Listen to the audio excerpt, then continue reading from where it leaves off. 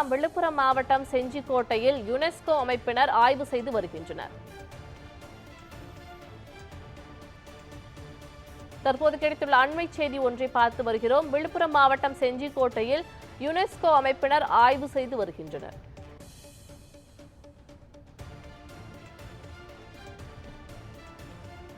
செஞ்சிக்கோட்டையை உலக பாரம்பரிய புராதன சின்னமாக தெரிவு செய்வதற்காக ஆய்வு.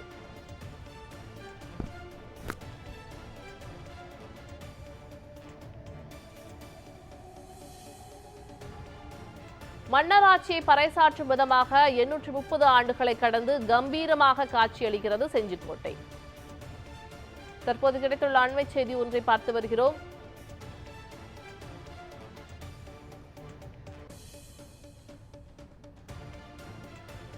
இது குறித்த கூடுதல் விவரங்களை வழங்குவதற்காக செய்தியாளர் பரிமேல் அழகர் இணைந்துள்ளார். இது பற்றி கூடுதல் விவரங்களை வழங்குங்க. செஞ்சிக்கோட்டை உலக பாரம்பரிய புராதன சின்னமாக தெரிவு செய்வதற்கு யுனெஸ்கோ தேர்வுக்குழுவினர் பிரதிநிதிகள் இன்று செஞ்சிக்கோட்டை ஆய்வு செய்து வருகின்றனர்.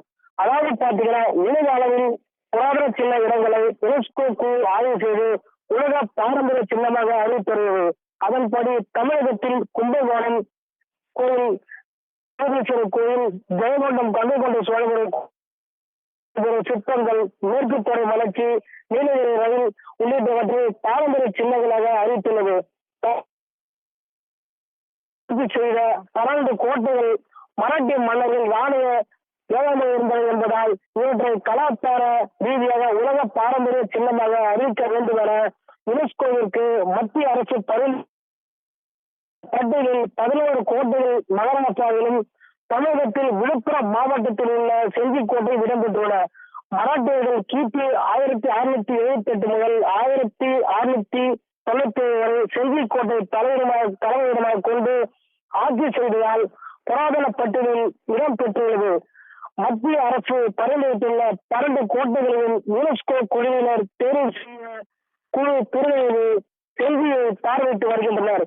அதன் ஒரு பகுதியாக தென்கொரியாவில் இருந்து வரும் யுனெஸ்கோ பிரதிநிதி ஹலால் ஜங் லீ மற்றும் 7 மத்திய அரசு தொல்லியல் அதிகாரிகள் குழுவினர், மாநில தொல்லியல் துறை அதிகாரிகள் சேர்ந்து அதிகாரி குழுவினர் செஞ்சிக்கோட்டை மேல் பகுதியில் சேர்ந்து ஆய்வு மேற்கொண்டு வருகின்றனர்.